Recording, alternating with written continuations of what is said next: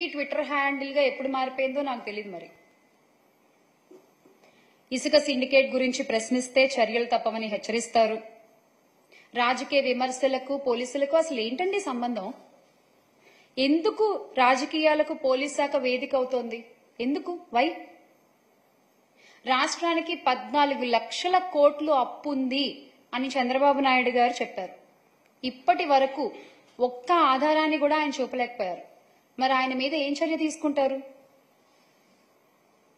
30,000 మంది అమ్మాయిలు మిస్సింగ్, 30,000 మంది అమ్మాయిలు మిస్సింగ్. అసలు నేను అధికారంలోకి రాగానే నేను అందరినీ తీసుకొచ్చి నిలబడతాను అని అబద్ధపు ప్రచారాలు చేశారే పవన్ కళ్యాణ్ గారు. మరి ఆయన మీద మీరు ఏం చర్యలు తీసుకుంటారు? పోలీస్ వ్యవస్థ మొన్నటికి మొన్న కల్తీ నెయ్యి కలిసింది అని చెప్పి తిరుమల లడ్డు విషయంలో మొత్తం దేశం అంతా కూడా ఉలిక్కి పడింది ఒకసారి మీరు చేసిన వ్యాఖ్యలకి. ఎంతో మంది హిందువుల మనోభావాలు దెబ్బతీశారే మీ అబద్ధపు ప్రచారాలతో. మరి వాళ్ల మీద మీరు ఏం చర్యలు తీసుకుంటారు?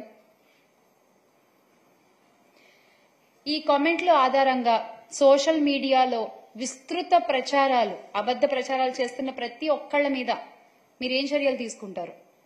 నా మీదనే ఇంత నీచ కామెంట్లు, ఇంత అబద్ధ ప్రచారాలు చేస్తున్న వాళ్ళ మీద మీరు ఏం చర్యలు తీసుకుంటారు? చెప్పండి, తెలియాలి నాకు. అంటే మీరు అనుకుంటూ ఉండొచ్చు, కొంచెం వీళ్ళని ఇబ్బంది పెడితే, కొంచెం నొక్కి పెడితే ఏముంది, భయపడి వెళ్ళిపోతారులే అని మీరు అనుకుంటుండొచ్చు. మీరు మమ్మల్ని ఎంత మానసికంగా దెబ్బతీయాలి అనుకున్నా మేము వెనక్కి తగ్గం. చేశారు, మీకు చేతనైనంత చేశారు.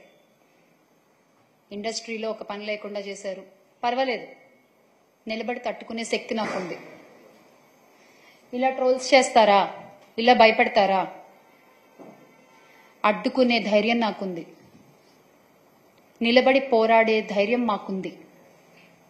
మా పార్టీలో ఉన్న మహిళా నేతలపై మీరు ఎంత అసభ్యకరంగా మాట్లాడినా, మమ్మల్ని ఎంత కృంగదీయాలని చూసినా వెనకడుగు వేసే ప్రసక్తి లేదు.